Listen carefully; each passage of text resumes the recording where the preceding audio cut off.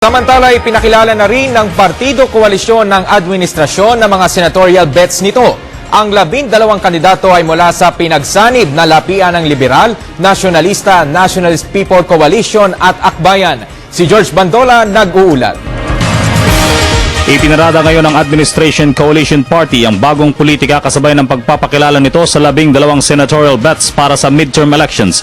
Una ang 35 taong gulang na si Benigno Bam Aquino na tinatayang pinakabata sa mga tatakbong senador mula sa pinagsamang lapian ng Liberal, Nationalista, Nationalist People's Coalition at Akbayan. Ipinangako na Aquino ang bagong estilo ng pamumulitika at mas aktibong partisipasyon sa mga debate sa Senado sakaling mahalal. Bukod dito, pangako rin ni Bam na palalakasin pa ang kakayahan ng mga kabataan, mga nasa minorya at working class. Yung generation natin, iba na kasi mag-isip eh.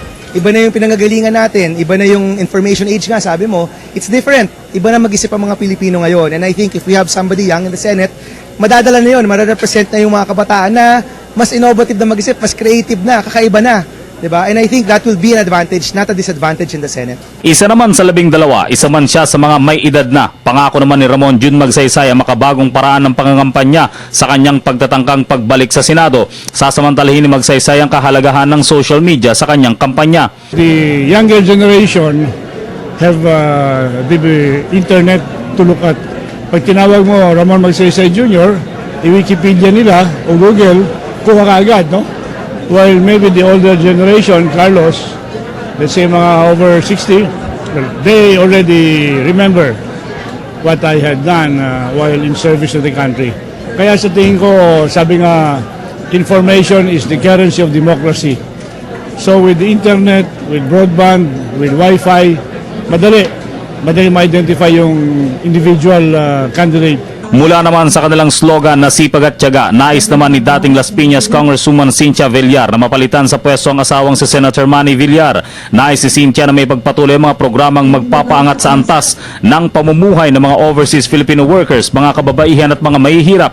Uunahin daw ni Cynthia Villar ang paghahain ng mga panukalang batas para amyendahan ng EPIRA law at oil deregulation law. Kasi pinas yung EPIRA to bring down the cost of electricity, di ba? But parang hindi naman. So there must be something wrong with that. Maybe we should look back on EPIRA. Yun din, another one.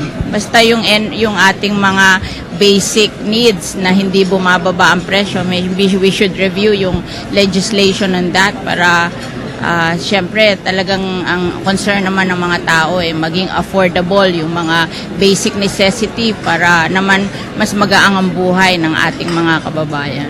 Ang tatlo ay kabilang sa 5 babae at 7 lalaking tatakbo sa ilalim ng Administration Party at aasa sa boto para makaupo sa Senado. Para sa Telebisyon ng Bayan, George Bandola.